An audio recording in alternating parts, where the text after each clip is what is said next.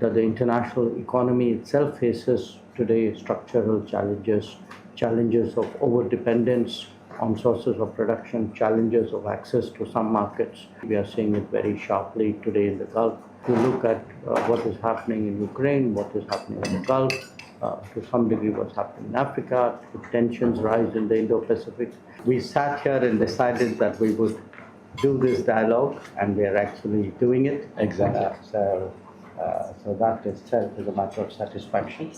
Let me just say on the bilateral side, I totally agree with you. I think today we have an opportunity of not just building on the current very substantive relationship that we have, but when we look at clean energy, digital technologies, life sciences, chemicals, the chemical industry, logistics, manufacturing, I think there's a lot that we could do.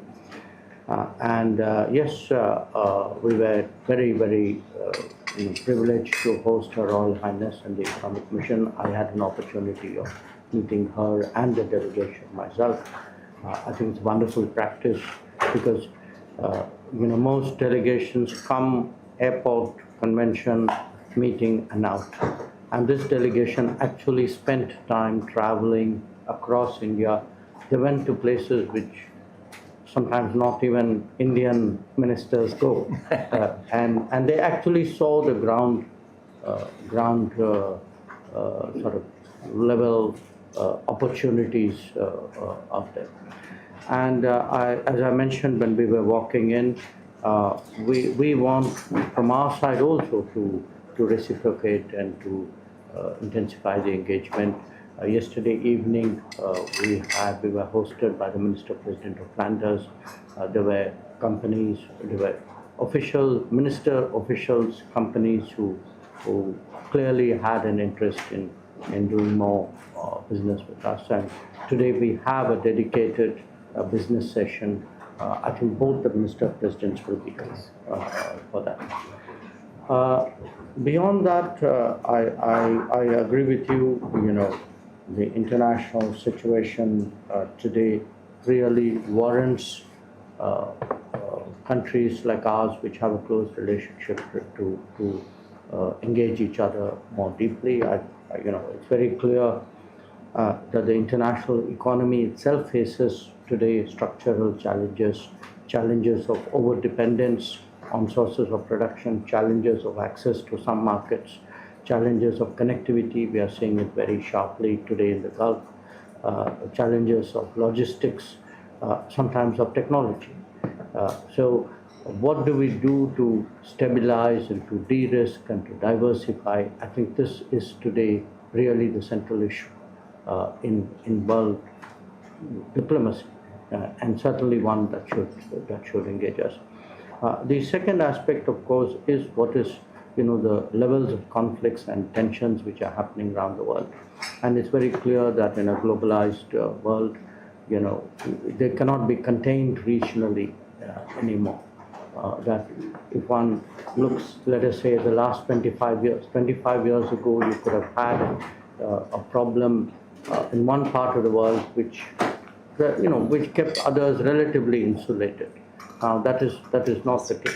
Whether you look at what is happening in Ukraine, what is happening in the Gulf, to some degree what's happening in Africa, tensions rise in the Indo-Pacific, every part of it really spreads.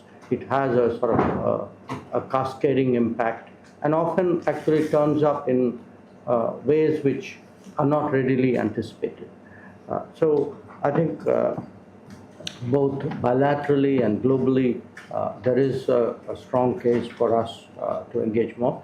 And finally, what we are doing with Belgium is very much in tandem to what we are doing with the European Union. I mean, you are, in a way, the core of the European Union. And I would say we can see in front of our eyes that the Indian relationship with the European Union is acquiring a strategic character. So the FTA itself, I mean, we explain to our own people, is something much bigger than just a trade agreement. But along with the FTA, today we have a security and defense partnership. We are negotiating a security of information agreement. We have a mobility framework. We are here for a trade and technology council, with some of the major European initiatives like the Global Gateway, or on the research side, we are trying to get involved with Horizon Europe.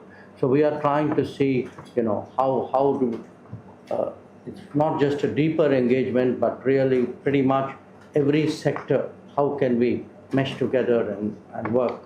And that's really how it becomes strategic in a way. So that, I think, process by now is launched. It is well advanced. We hope by the end of the year, our discussions in fact is how do we speed it up? A few months ago, people said, we'll do our best by the end of the year so that by next year, everything is ready. I think everybody now thinks it can be done much, you don't need to necessarily wait till the end of the year. That's the sentiment today. We would like to make the most of it. Once again, I'm really very pleased we have this opportunity. Thank you for hosting.